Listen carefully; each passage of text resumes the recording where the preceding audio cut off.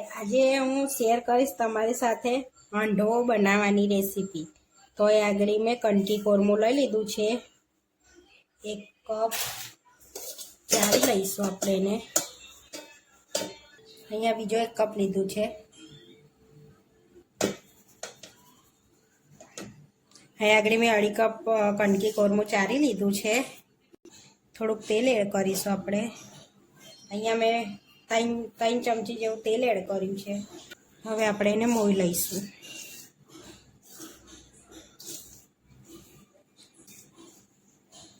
આપણે એમાં થોડુંક મીઠું એડ કરીશું, થોડી હળદર મિક્સ કરી લઈશું અને એમાં એડ કરીશું ખાટી 1 કપ છાશ।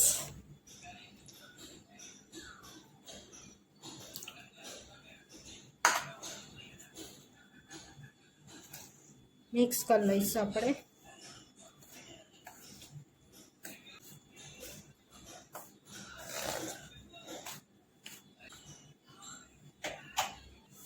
અહીંયા આગળ ગરમ થોડું પાણી એડ કરીશું।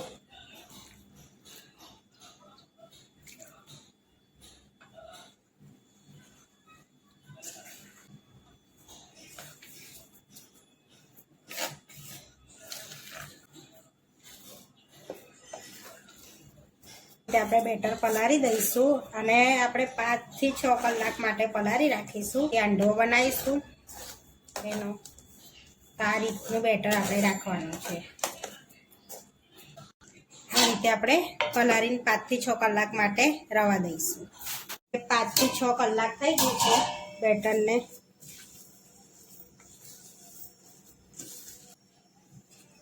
હવે આપણે છીનેલી એમાં 400 ગ્રામ જેવી દૂધી એડ કરીશું।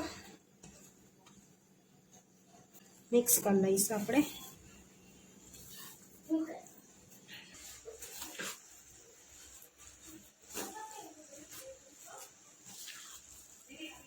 આમાં હમણાં પાણી એડ કરવાનું નથી, દૂધીનું પાણી છૂટશે ને એટલા માટે। આમાં થોડી હળદર એડ કરીશું, 1 ચમચી મીઠું, મરચાં તીખા, સૂકું લસણ અને આદુની પેસ્ટ એડ કરીશું આપણે।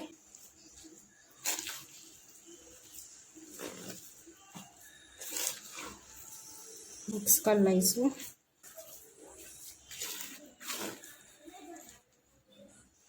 આમાં ખાંડ એડ કરીશું થોડી, જેથી આપણો હાંડવાનો સ્વાદ ખાટો મીઠો આવે।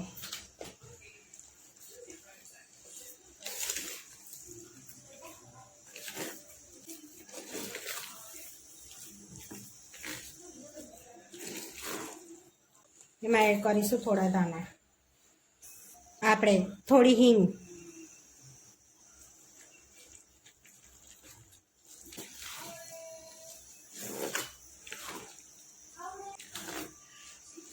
આપણું બેટર ઢીલુંની અંદર એડ કરવાનું। હવે 10 મિનિટ માટે આપણે રવા દઈએ, જેથી આપણી ખાંડ ને મસાલા અંદર ઓગળી જાય, મિક્સ થઈ જાય। હવે 10 મિનિટ આપણે રેસ્ટ કરવા દઈશું એને।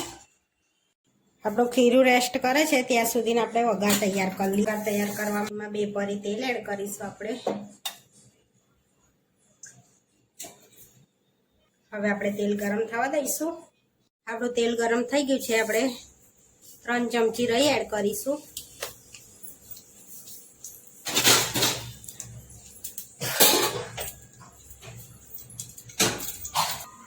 એ આપણી રાઈ તતડી ગઈ છે, ગેસ બંધ કરી દીધો છે।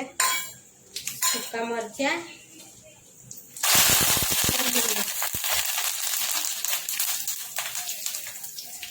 અને તલ, 3 ચમચી તલ એડ કર્યા છે આપણે। 10 મિનિટ થઈ ગઈ છે। હવે આપણે બેટરમાં દેખી શકો છો પાણી દૂધીનું છૂટી ગયું છે।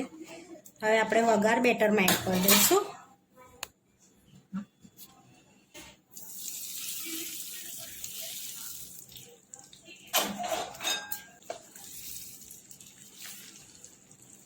મિક્સ કરી લઈશું આપણે એને।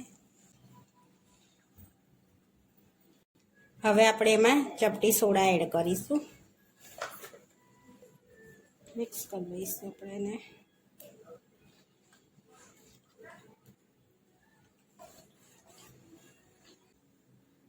અહીંયા આગળ મેં જાડી નોનસ્ટિક લઈ લીધી છે. હવે એમાં એક પરી તેલ એડ કરીશું આપણે. અહીંયા આપણું તેલ ગરમ થઈ ગયું છે. થોડી રઈ એડ કરીશું આપણે. અહીંયા 1 ચમચી જેવી રઈ એડ કરી છે મેં. તો તળવા દઈશું આપણે એને.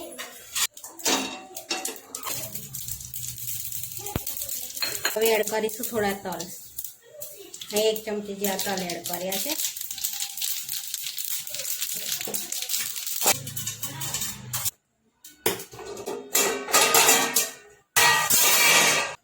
અહીંયા હવે આપણે તૈયાર કરેલું બેટર એડ કરીશું થોડુંક.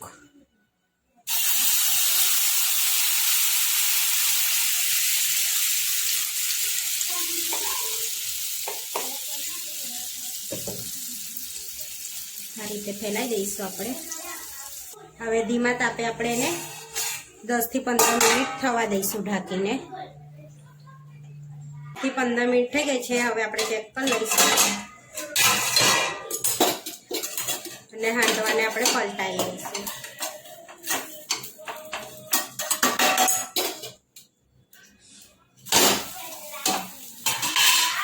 થોડી વાર આપણે એને 10 થી 15 મિનિટ થવા દઈશું.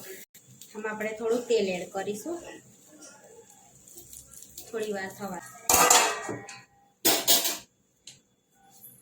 ફરી આપણે ચેક કરી લઈશું.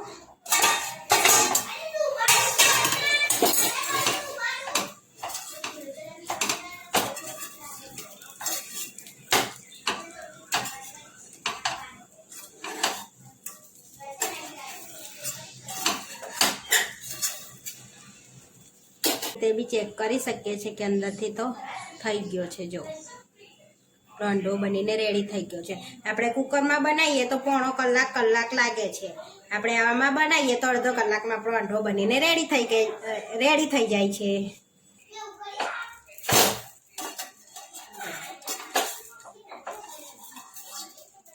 બનીને રેડી થઈ ગયો છે આપણો અંડો. એમાં લઈ લઈશું આપણે એને. આપણો અંડો બનીને રેડી થઈ ગયો છે. હવે આપણે કટ કરી લઈશું એને પીસમાં. ઉપરથી ક્રિસ્પી અંદરથી પોચો. હવે આપણે પ્લેટમાં સર્વ કરી લઈશું. આ રીતે તમે એમને બી ખાઈ શકો છો, ચા જોડે બી ખાઈ શકો છો. આવા વિડીયો જોવા માટે મારી ચેનલને સબસ્ક્રાઈબ કરો, લાઈક કરો, શેર કરો. તમે જરૂરથી ટ્રાય કરો. ફરી મળીશું નવા વિડીયોમાં.